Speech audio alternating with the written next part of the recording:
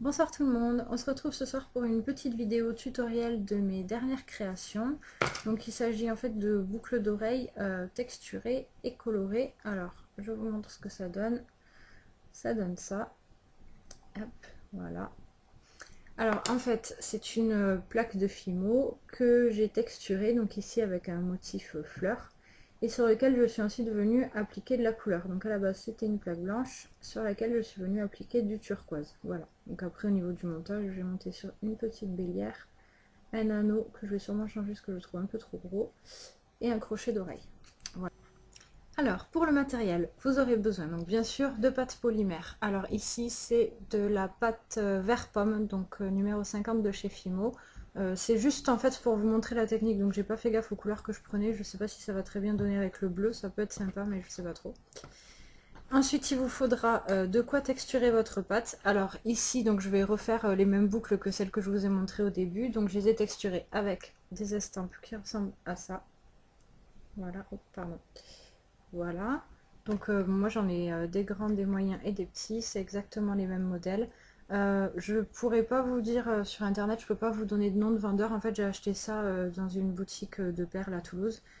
Ça coûte relativement cher parce que je crois que c'est quelque chose comme 80 centimes l'estampe. Je crois que c'est même 1 € la plus grande. Mais en fait voilà, je m'en sers juste pour faire mes textures, donc je les réutilise, donc du coup voilà. Donc vous pouvez vous servir soit d'estampes si vous en avez, soit de plaques de texture, soit enfin ce que vous voulez en fait à partir du moment où ça vous fait une texture assez profonde. J'essaierai de vous faire une petite vidéo, je pense pas avoir le temps ce soir, mais une vidéo pour vous expliquer un petit peu ce que vous pouvez utiliser pour texturer votre Fimo.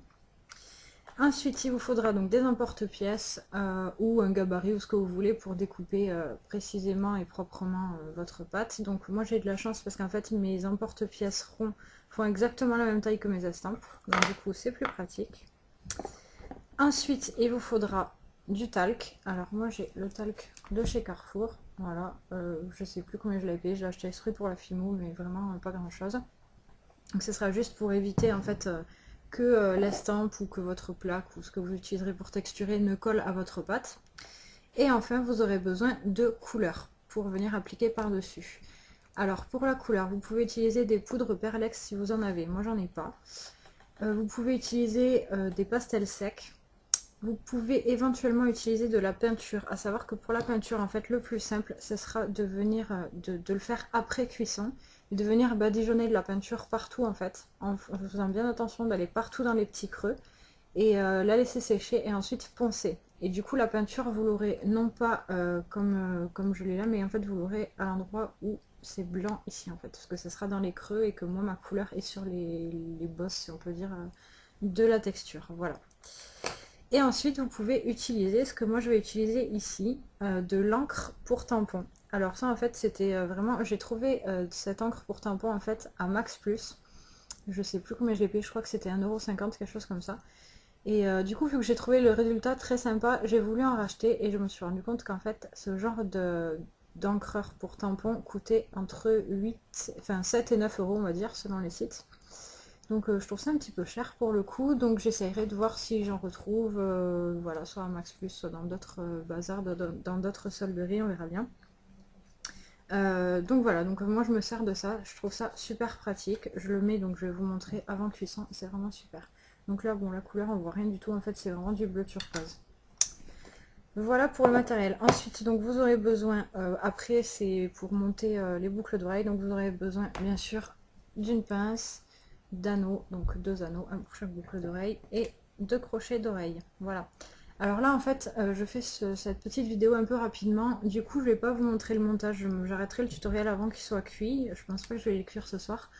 Mais si jamais vous voulez le montage, que ce soit pour ces boucles d'oreilles ou un tutoriel de montage de, je sais pas, de collier de bracelet, enfin voilà, si vous débutez et que vous savez pas comment monter des boucles d'oreilles, un bracelet, un collier, vous me demandez, je vous ferai le tutoriel avec plaisir. Voilà, pour ce soir, j'aurai pas trop le temps. Voilà, donc on va commencer, je vous montre un petit peu tout ça, je descends la caméra. Hop. Voilà, donc dans un premier temps, moi je l'avais déjà préparé, on va venir étaler notre pâte Fimo au cran le plus épais de la machine à pâte. Voilà. Ensuite, on va venir appliquer du talc dessus. Donc le talc, en fait, il faut en mettre ni trop ni pas assez, c'est-à-dire qu'il faut plus que ça colle pour être sûr que l'estampe ne reste pas coincée, parce qu'en fait après je vais vous montrer, on va le repasser dans la machine à pâte. Donc pour pas qu'elle reste collée, il faut quand même mettre relativement de talc, histoire que ça colle plus, mais pas trop non plus pour pas que ça se voit après sur la pâte. Donc là vous l'étalez bien, vous allez voir la pâte va devenir toute douce, ça va plus coller du tout. Voilà, donc là on a notre pâte, on a le talc, on va prendre l'estampe, alors je vais prendre une moyenne parce que j'aurais pas assez de pâte sinon. Et je viens donc poser mon estampe dessus. Et là, je vais le passer au cran de la machine à pâte. Donc, je vais passer le deuxième cran, en fait, le deuxième plus gros, pour que ça s'imprègne bien à l'intérieur. Hop.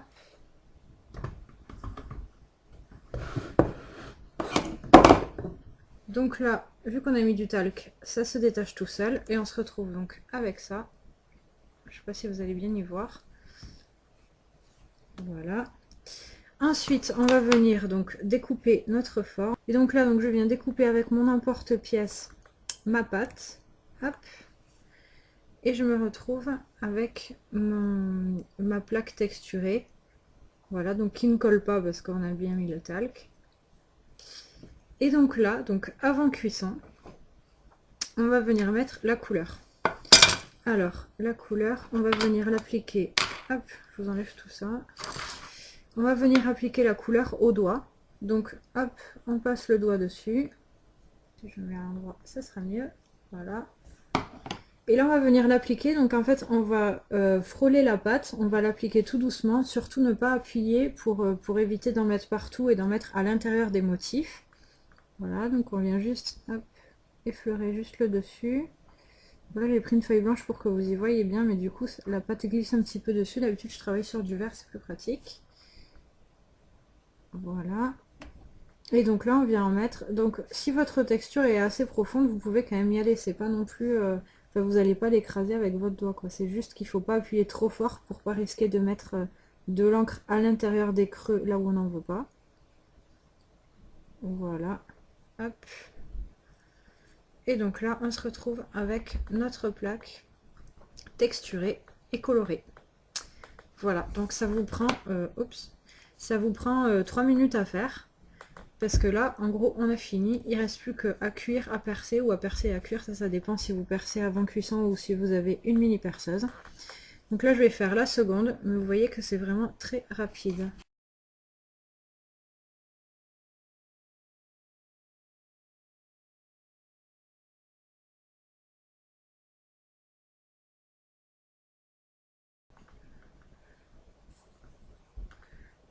Voilà, donc là j'ai les deux plaques texturées et colorées.